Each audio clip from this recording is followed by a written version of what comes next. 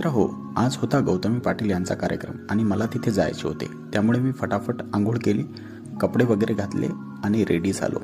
मग वेळ न वाया घालवता मी लगेच गाडी काढली आणि निघालो. मला लवकर जाण्याची घाई होती, त्यामुळे मी फटाफट गाडी चालवली.